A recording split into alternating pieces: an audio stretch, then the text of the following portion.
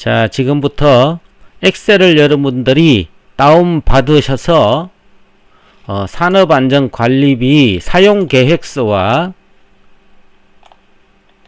자, 이렇게 사용계획서와 사용 내역을 기록하는 방법을 먼저 알아보고 계획서를 작성하는 방법을 상세하게 설명드리도록 하겠습니다. 전체적으로 보면은 사용계획서가 나오고요. 이렇게 계획서, 그리고 계획서에는 항목별 사용계획이 나와야 되겠죠.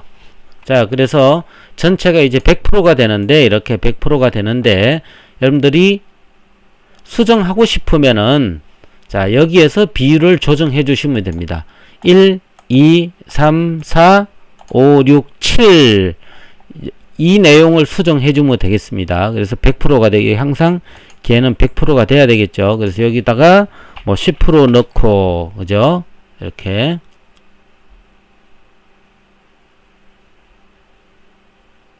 (0) 이었었나요? 0. 그렇죠. 그래서 10% 넣으면은, 자, 이 마지막에 있는 게 자동으로 이렇게 100%가 되도록 조정되게 되어 있습니다. 그래서 마지막에는 수정하지 마세요. 그래서 이 안에서 100%를 다 만들어, 이 안에서 100%를 만들면 되겠죠. 만약에 5%다 그러면은, 자, 이쪽으로 5%가 떨어지게 되어 있고요. 여기다가 10%다. 늘어나죠. 이거를 줄이려고 하면은, 다른 것을 좀 늘려주면 됩니다. 55%. 그렇죠. 21% 남았죠. 여기다 10%.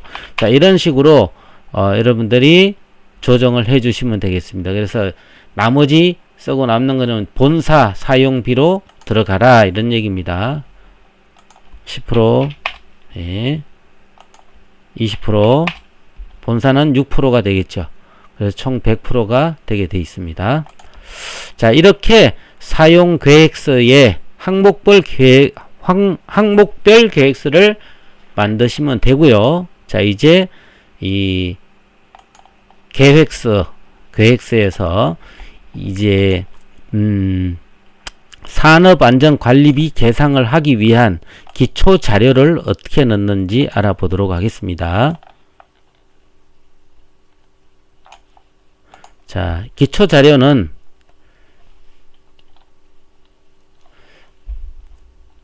이게 여러분들이 공부를 해 보시면 아시겠지만은 산업안전관리비를 산출하는 방법이 조금 복잡해요.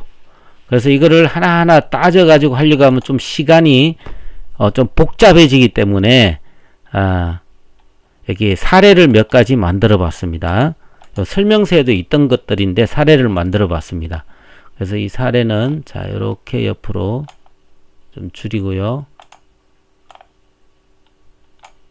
여기다 놓고 엑셀을 옆에다 놓고 한번 해보겠습니다.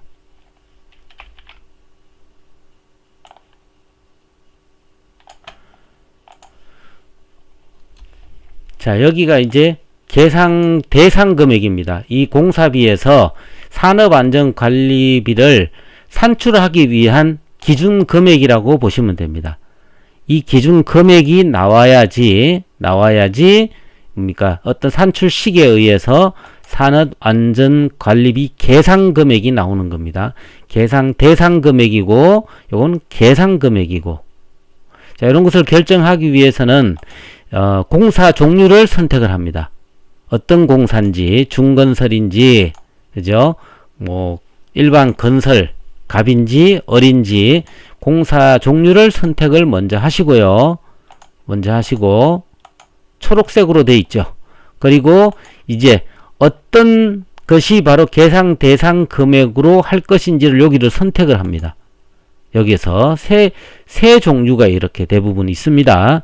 그래서 재료비, 직업자재, 노무비. 직업자재는 없을 수도 있습니다. 이런 식으로 산출할 거냐, 총금액을. 그리고 총공사금액. 이거는 계상 대상 구분이 정확하게 없을 때 그냥 총공사 금액으로 할 것인가, 아니면은 입찰공사인가, 이런 거에 따라서 달라지는데, 자, 이런 식으로 왼쪽에 보시면은 경우 1, 2, 3의 경우를 각각 구해 보도록 하겠습니다.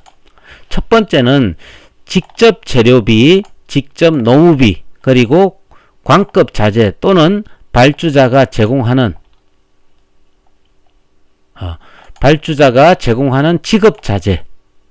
직업자재가 있는 경우, 직업자재가 있는 경우, 이런 경우를 한번 보도록 하겠습니다.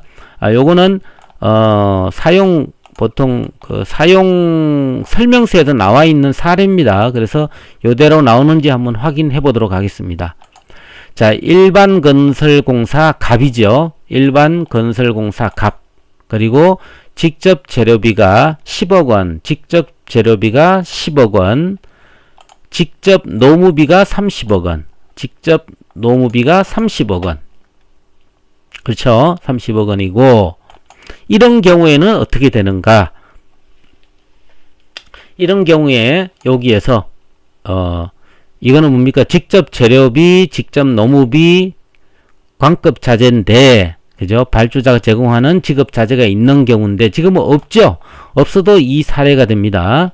그래서 자, 여기에 세 개 중에 어떤 거죠? 요거를 선택을 해주고요. 선택을 해주면은 7,974만 9천원이 나왔어요. 이렇게. 그죠? 나왔죠? 만약에 이게 중건설이다. 그러면은 금액이 또 달라지죠? 요 종류에 따라서. 그죠? 철도, 뭐, 이런 공사 종류에 따라서 달라집니다. 갑을 이렇게 나왔는데, 어떻게 해서 나오는지 여기는 그냥 확인하는 장소입니다. 자, 여기 와서 확인을 해 보시면요. 자, 이것이 일반 건설 갑이죠. 갑. 그리고 금액이 40억 원입니다. 대상 금액이 40억 원이니까 여기에 뭡니까? 40억 원이니까 50억에서 5억 이상 50억이니까 여기에 해당이 됩니다. 산출금액. 이 산출금액은 어떻게 돼서 나왔나 하면은요. 계상 대상 금액 40억 원에 1.86%를 곱해가지고 530만 기초금액이 더해진 겁니다. 여기 나왔죠. 이렇게 나왔죠. 만약에 여기에서 계획서에서 중건설로 하면 어떻게 될까요? 중건설로 하면은 자, 중건설에 나오겠죠. 금액이 이렇게. 그죠? 이렇게 해서 540만 원이 더해져서 금액이 달라지죠. 그래서 여기 조건은 일반 건설공사 갑이니까 자, 이렇게 했습니다. 일반 여기에서 선택을 해줍니다. 이렇게 갑. 됐죠?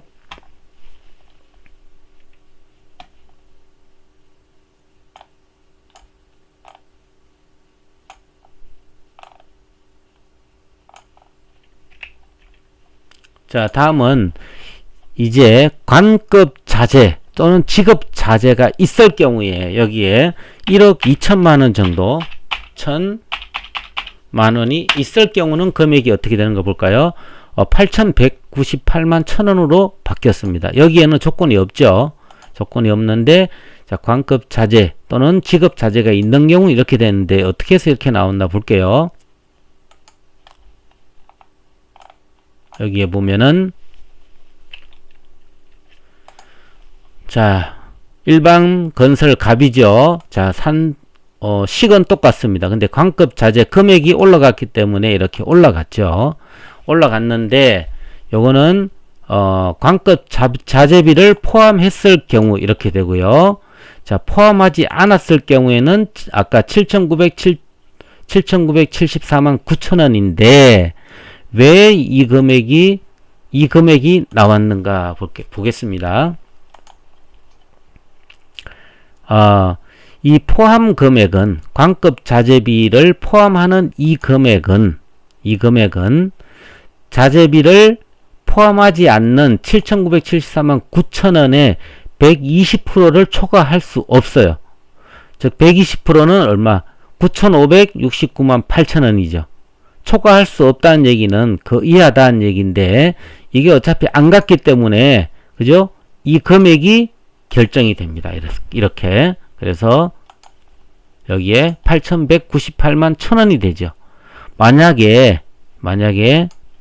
이 금액을 초과하게 되면은 어떤 게 될까요? 만약에 여기에서 이 금액이 예를 들어서 9,500이 아니고 뭐 1억이 넘어갔다. 그러면 어떻게 될까요? 그죠? 1.2배 이 금액을 초과할 수 없기 때문에 이 금액이 여기에 되겠죠. 초과하게 만들어 보겠습니다. 자, 이게 1억 2천이 아니고 12억입니다. 자, 이렇게 됐을 경우에는 확인해 보겠습니다. 이제 어떻게 되나? 1억이 넘어갔죠. 그죠? 자재비를 포함한 산출 금액이 1억이 넘어갔습니다. 근데 1억은 그죠? 이 금액의 120%, 9,569만 8,800원을 초과할 수 없어요. 그러니까 이 금액하고 이 금액 중에 초과할 수 없으니까 최대한 이 금액이다 이런 얘기죠. 여기 설명이 되어 있죠. 1, 3을 초과할 경우 3으로 한다. 그죠?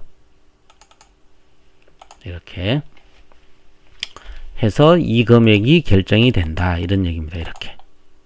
자, 다음에는 두 번째 경우를 보도록 하겠습니다. 일반 건설공사 갑으로서 일반 건설공사 갑이죠. 요건 똑같습니다. 대상 금액 구분이 되어 있지 않다.